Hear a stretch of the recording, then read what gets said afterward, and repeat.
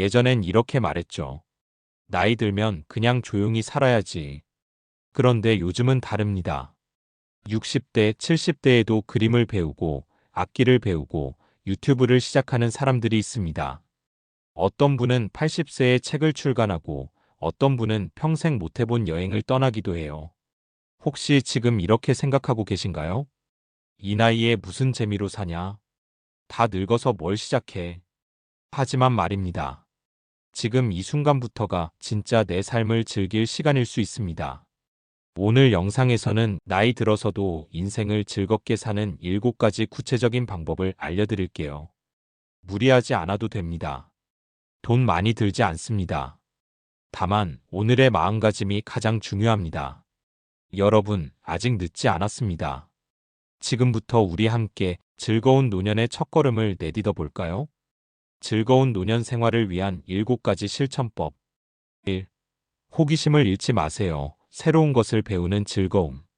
사람이 늙는 건 몸이 아니라 호기심이 사라질 때부터입니다.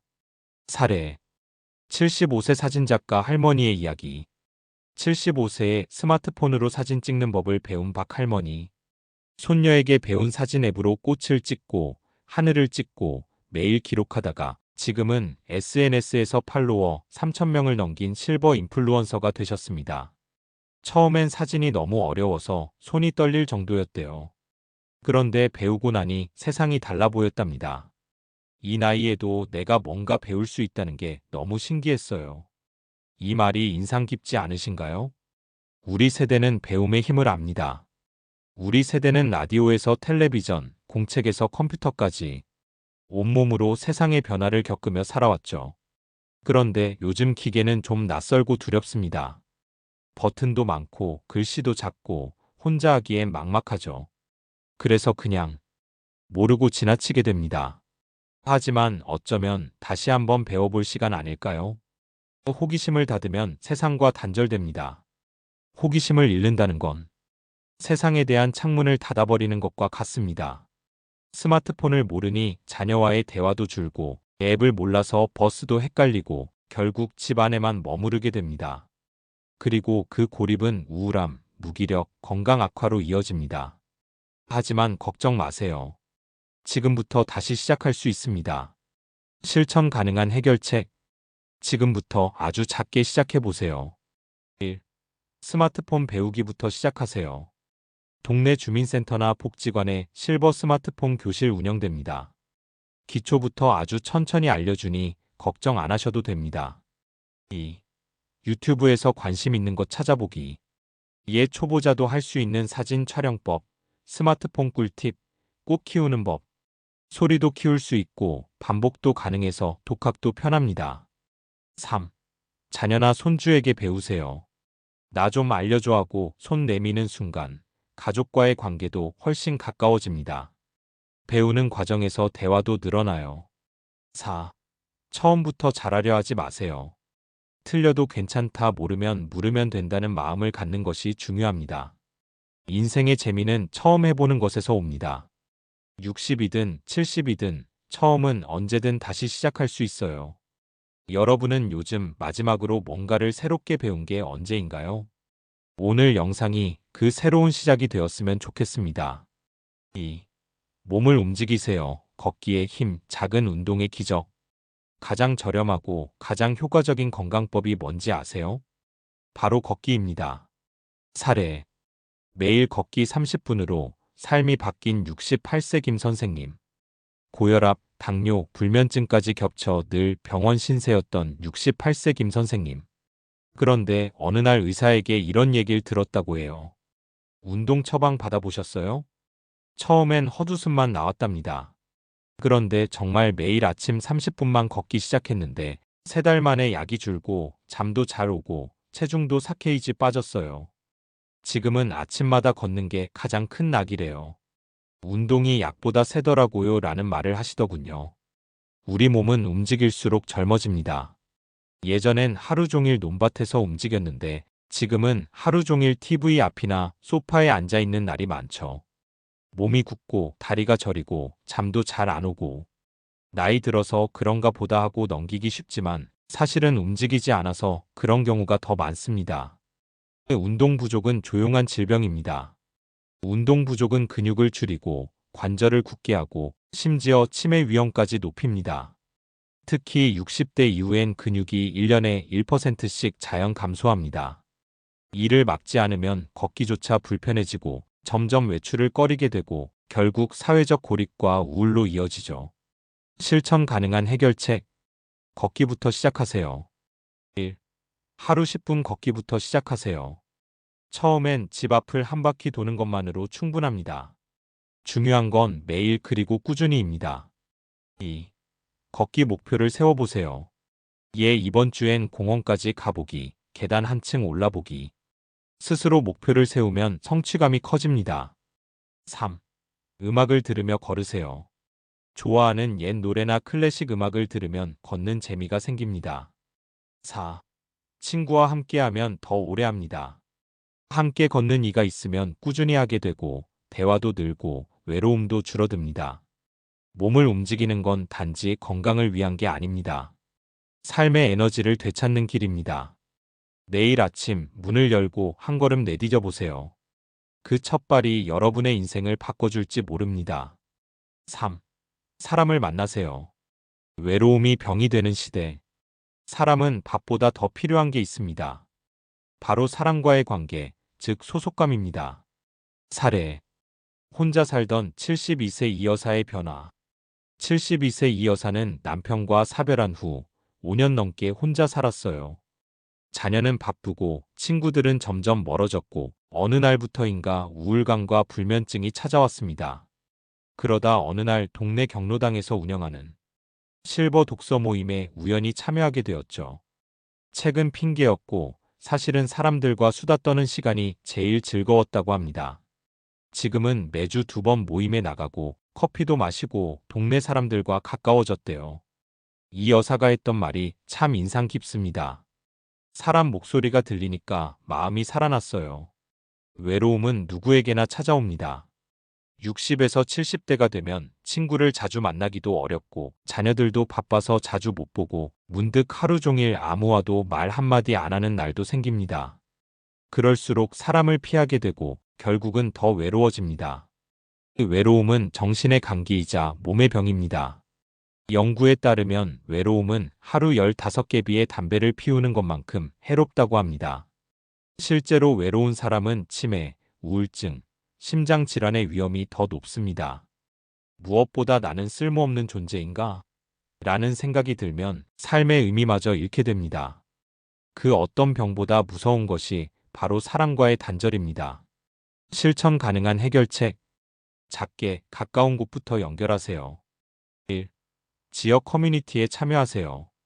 경로당, 주민센터, 교회, 성당, 복지관 등 독서 모임, 건강 걷기 모임, 서예, 노래교실 등 다양한 프로그램이 운영됩니다. 2. 일주일에 한 명에게 전화하세요. 친구, 형제, 자녀, 옛 동료. 짧게라도 목소리를 듣는 것만으로도 마음의 연결이 생깁니다. 3. 혼밥 대신 한밥을 시도해 보세요. 혼자 밥 먹는 대신 이웃과 모임에서 한 끼를 나누면 정서적 안정감이 커집니다. 4. 먼저 다가가기가 가장 좋은 예방입니다. 누군가를 기다리기보다 먼저 안부 전화를 해보세요. 잘 지내? 이 한마디가 인생을 바꿀 수 있습니다. 혼자 있는 시간이 익숙해져도 마음속의 외로움은 사라지지 않습니다. 사람과의 연결은 우리가 다시 살아있다고 느끼게 해줍니다. 오늘 누구에게 먼저 전화해 보시겠어요? 그 한 통이 당신의 하루를 따뜻하게 바꿔줄지도 모릅니다. 4. 감사를 표현하세요. 긍정의 힘으로 삶이 달라진다. 감사는 삶을 바꾸는 가장 강력한 마음 근육입니다. 나이가 들어갈수록 우리는 감사할 줄 아는 힘이 필요해집니다. 사례. 감사일기로 우울을 이겨낸 69세 박 선생님. 69세 박 선생님은 정년퇴직 후 늘 허무하고 무기력한 나날을 보냈습니다. 아침에 눈 뜨는 게 괴롭다는 말이 절로 나왔다고 해요. 그러던 어느 날 TV에서 감사일기 쓰기를 보고 반신반의하며 실천해봤습니다. 오늘 햇살이 따뜻했다. 이웃이 먼저 인사해줬다. 따뜻한 국물이 맛있었다. 그렇게 하루에 3가지씩 감사한 일을 적었고 2주가 지나자 마음이 조금씩 달라지기 시작했습니다. 지금은 매일 밤 감사일기를 쓰는 게 습관이 되었고 하루하루가 선물처럼 느껴진다고 말합니다. 감사는 나이와 상관없이 누구나 할 수 있습니다. 감사라고 해서 대단한 일을 해야 하는 건 아닙니다. 오히려 일상 속 작고 평범한 것에서 감사할 줄 아는 사람이 가장 단단한 사람입니다. 우리가 살고 있는 이 순간, 걷고 말하고 먹을 수 있는 지금, 사실은 그 자체로도 감사한 일입니다. 부정적인 생각은 삶을 마르게 만듭니다. 불평은 중독입니다. 습관적으로 세상을 탓하고 사람을 원망하고 자기 자신까지 미워하게 됩니다. 이 부정적인 감정은 건강을 해치고 관계를 멀어지게 하며 결국 우울과 불면으로 이어지죠. 특히 나이가 들수록 감정을 회복하는 힘은 더 느려지기 때문에 의식적으로 긍정과 감사를 훈련하는 게 중요합니다. 실천 가능한 해결책. 감사 훈련으로 마음을 단련하세요. 1. 감사일기 매일 3가지씩 써보세요. 종이든 휴대폰 메모든 괜찮습니다. 하루 중 고마웠던 일 3가지를 꾸준히 써보세요. 얘 밥이 맛있었다. 비가 안 와서 걷기 좋았다. 누군가 웃으며 인사했다. 2. 감사 전화 한 통 해보세요. 오래 연락하지 못했던 가족이나 친구에게 고마웠어요. 한마디 전해보세요. 그 말 한마디가 서로를 따뜻하게 합니다. 3. 불평할 때마다 대신 감사할 것을 찾아보세요. 얘 무릎이 아프네 그래도 아직 걸을 수 있어서 감사하다. 습관을 바꾸면 인생이 바뀝니다. 4. 아침에 눈 떴을 때 오늘 감사할 일 하나를 떠올려 보세요. 하루의 기분이 달라집니다. 감사는 나이와 상관없이 누구든지 지금 당장 시작할 수 있는 삶의 회복 훈련입니다. 오늘 당신의 하루에도 감사할 일이 분명히 있습니다. 지금 바로 그 한 가지를 떠올려 보세요. 5. 좋아하는 것을 하세요. 취미는 인생의 연료입니다. 좋아하는 일을 하는 시간은 단순한 취미가 아닙니다. 그것은 나를 다시 살아있게 만드는 시간입니다. 사례. 67세 김 선생님의 하모니카 인생. 67세 김 선생님은 은퇴 후 우울증 진단을 받았습니다.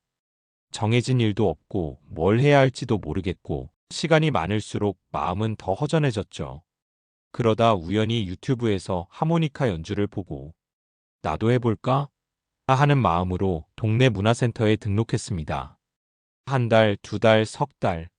이제는 작은 공연에도 참여하고 친구도 생기고 하루하루가 기대된다고 합니다.